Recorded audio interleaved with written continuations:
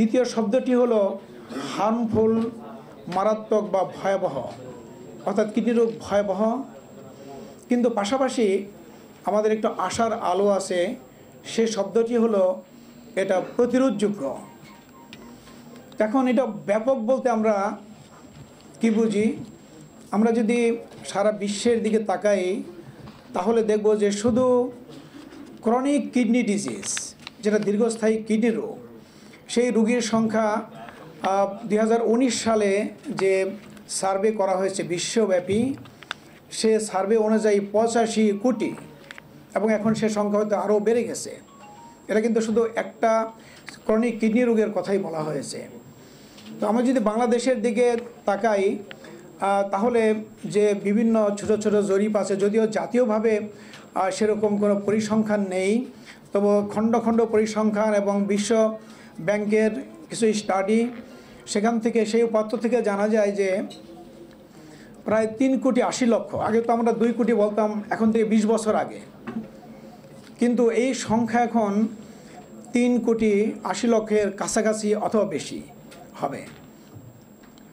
তো এর মধ্যে প্রতি বছর 40,000 রোগী তাদের কিডনি সম্পূর্ণ বিকল হয়ে তাদের ডায়ালাইসিসের উপর নির্ভরশীল হতে হয়। যদি ডায়ালাইসিস না করা যায় বা ট্রান্সপ্ল্যান্ট না করা হয় তাহলে তাদের মৃত্যু অবধারিত।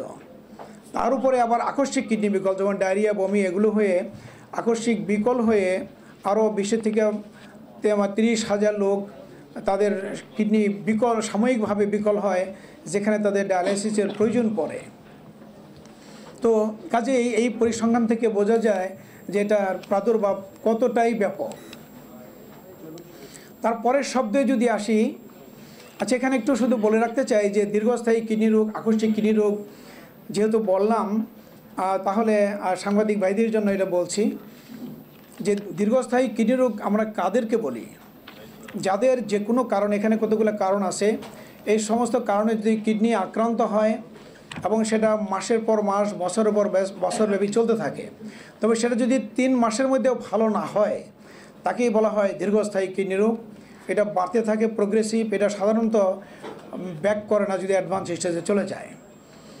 তো এই দীর্ঘস্থায়ী কিডনি রোগের শেষ পরিণতি, 5টা ধাপে শেষ পরিণতি যেটা হয় সেটাকে এন্ড স্টেজ রেনাল ফেলিওর বলা হয়। এবং যখন এই এন্ড স্টেজ রেনাল ফেলিওরে চলে যায় তখন বেঁচে থাকার জন্য দরকার পড়ে ডায়ালাইসিস অথবা কিডনি ট্রান্সপ্ল্যান্ট। তো এই দীর্ঘস্থায়ী কিডনি রোগের প্রধান কারণ ডায়াবেটিস, উচ্চ রক্তচাপ এবং নেফ্রাইটিস। এই 3টা কারণে আমাদের দেশে প্রায় 80% লোকের কিডনি বিকল হয় বা দীর্ঘস্থায়ী কিডনি রোগ হয়। এছাড়াও কিডনিতে পাথর, ওষুধের কারণে, মানে যত্রতত্র আমরা ব্যথার ওষুধ খাই, অ্যান্টিবায়োটিক খাই, সে কারণে প্রস্রাবে ঘন ঘন সংক্রমণ, প্রস্রাব প্রবাহে বাধাজনিত কারণ, ধূমপান বা মাদক আসক্ত, বংশগত রোগ আছে, স্থূলতা। কিন্তু দেখবেন যে এই যে রোগগুলো আছে এগুলো প্রত্যেকটা সম্পর্কে আমরা যদি খুব আগে থেকে সচেতন থাকি তাহলে এটা প্রতিরোধযোগ্য। তো এরপর যেটা আর একটা আকস্মিক কিডনি রোগ, যেটা বলছি যে আকস্মিক কিডনি রোগ যাদের হয়, একবার এই আকস্মিক কিডনি রোগ হঠাৎ করে হতে পারে এবং চিকিৎসা করলে ভালোও হয়ে যায়। তো যাদের একবার আকস্মিক কিডনি রোগ হয় তাদের পরবর্তী সময়ে দীর্ঘস্থায়ী রোগ হওয়ার সম্ভাবনা থাকে প্রায় 30 গুণ। তো সেগুলো খুব কমন কারণ, ডায়রিয়া, বমি এবং বিভিন্ন ঔষধ সংক্রান্ত কারণ, ইনফেকশন, এই সমস্ত কারণে হয়ে যায়। কাজে তারা যদি তাৎক্ষণিকভাবে চিকিৎসা নেয় তাহলে একদম এই কিডনি সম্পূর্ণ নিরাময় হয়ে যেতে পারে। সেজন্য এই ব্যাপারে সচেতন থাকতে হবে। এরপর যে শব্দটা বলছিলাম হার্মফুল, হার্মফুল কেন? এটা বলার 3টা কারণ। একটা হলো এটা নীরব ঘাতক, এটা আমাদের ভেতরে দেখা যায় আস্তে আস্তে কিডনিকে ক্ষয় করে দিচ্ছে। যে পর্যন্ত না 70 থেকে 90%, কারো জন্য 90% ক্ষেত্রে নষ্ট না হয়ে যায়, 90% নষ্ট না হয়ে যায় কিডনির ক্ষমতা, ততক্ষণ পর্যন্ত তেমন কোনো লক্ষণ বা উপসর্গ দেখা দেয় না। কাজে নীরবে ক্ষয় করে যাচ্ছে, সেই জন্য একটা হার্মফুল, কারণ অজান্তে গোপনেই সে শেষ করে দিচ্ছে নিজের কিডনি। দ্বিতীয়ত হলো যাদের মধ্যে এই কিডনি রোগ থাকে সেটা অল্প পরিমাণে থাকলেও এই রোগ অন্য রোগের ঝুঁকি বাড়িয়ে দেয়। সেজন্য যাদের অল্প মাত্রায় কিডনি রোগ আছে তাদের হার্ট অ্যাটাকের সম্ভাবনা বা মৃত্যু হার্ট ডিজিজ হয়ে সাধারণ মানুষের চেয়ে 10 গুণ বেশি, এবং শেষ পর্যায়ে চলে গেলে প্রায় 100 গুণ বেশি তাদের হার্ট অ্যাটাকের সম্ভাবনা। তৃতীয়ত চিকিৎসা ব্যয় এত বেশি যে দেশে শতকরা 10 ভাগ লোকের সাধ্য নেই, সেই জন্য এটা হলো হার্মফুল বা ভয়াবহ। আর লাস্ট যেটা প্রতিরোধযোগ্য, এটা প্রতিরোধ করতে গেলে দুটো জিনিস দরকার আমাদের।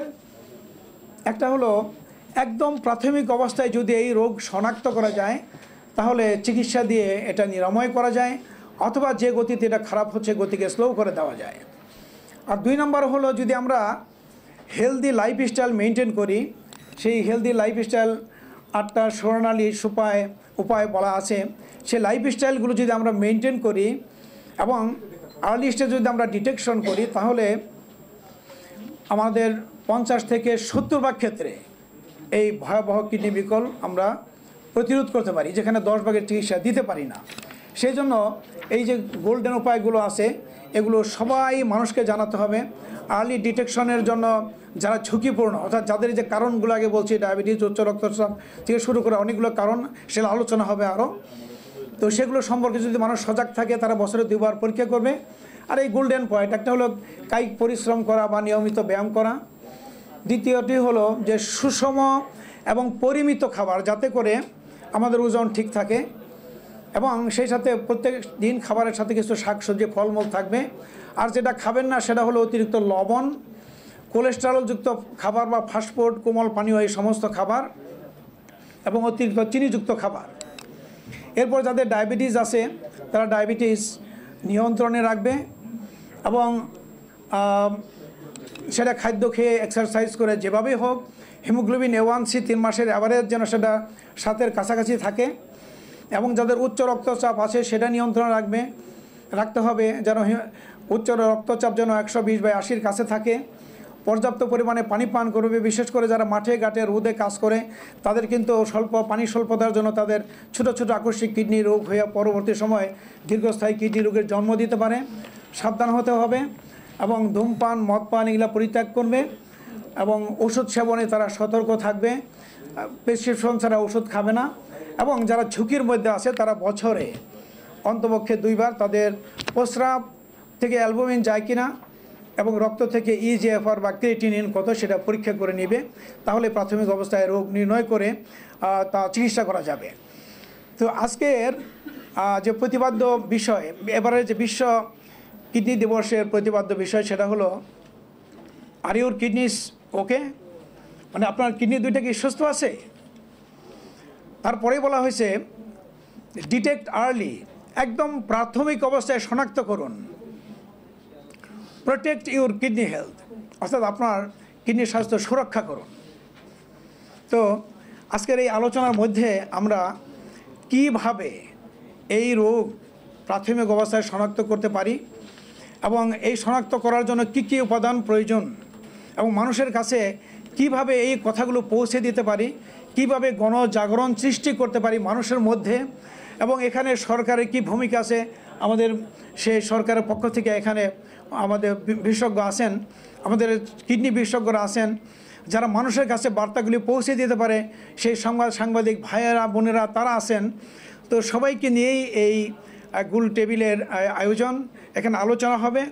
তো আমি একজন করে তাদের বিজ্ঞ অভিমত আমি জানতে চাবো। এখানে কোনো ওয়ারেন্ট অফ প্রিসিডেন্স না, আমি যাকে মনে করি যার কাছে যে কথাগুলো নেওয়া দরকার আমি র্যান্ডমলি তাদেরকে এসে প্রশ্ন করব এবং সেগুলো জানতে চেষ্টা করব। তবে আমাদের এই প্রোগ্রামটি এটা সোশ্যাল মিডিয়াতে লাইভ এটা প্রচার হচ্ছে, কাজে আমরা চাবো যে সবাই খুব সংক্ষিপ্ত আকারে স্পেসিফিক উত্তর দিবেন, তাহলে আমরা স্বল্প সময়ের মধ্যেই আমাদের যে মূল কথাগুলো সে গাইডেন্সগুলো আমরা পেয়ে যাবো ইনশাল্লাহ।